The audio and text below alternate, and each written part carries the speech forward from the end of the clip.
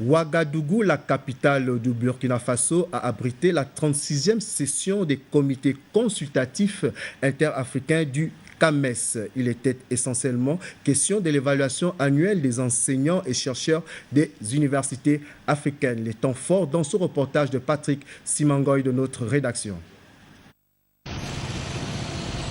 Ouagadougou, la capitale du pays des hommes intègres, a été 10 jours durant le carrefour de la rencontre de l'élite universitaire africaine organisée chaque année par le Conseil africain malgache pour l'enseignement supérieur à travers son programme de promotion des enseignants chercheurs et chercheurs par les pairs à l'échelle régionale.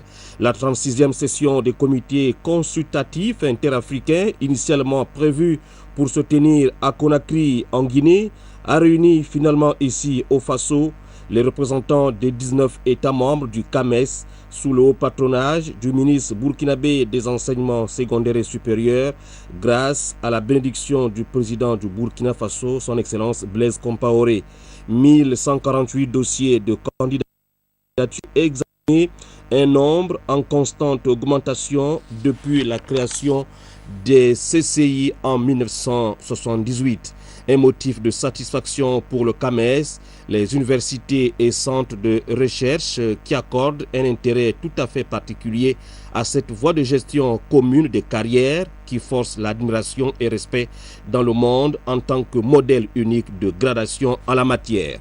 Je formule le vœu que comme hier, aujourd'hui encore et certainement demain, nous puissions ensemble continuer à trouver les mécanismes adéquats pour adapter notre exemple unique d'intégration réussie datant des années 60 à l'ère du temps, quel qu'en soit le contretemps, et porter toujours plus haut encore le flambeau du CAMES dans le concert des organisations à vocation similaire. Le Conseil africain malgache pour l'enseignement supérieur est reconnu comme un outil de construction de l'excellence dans l'enseignement et la recherche en Afrique. Quand on participe aux sessions du CAMES aussi, c'est un plaisir de revoir les collègues, d'échanger sur des questions qui préoccupent de façon bilatérale ou en petits groupes. Ce face-à-face qu'on a avec ses collègues, main dans la main, ça renforce aussi l'intégration sous-régionale.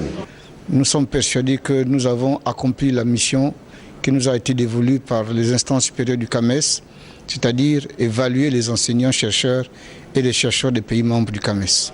Je suis enseignante-chercheur à l'université de Bangui et la 36e session du comité consultatif interafricain du CAMES ne peut que profiter à la République centrafricaine. Le CAMES, c'est quelque chose que l'Afrique a réussi.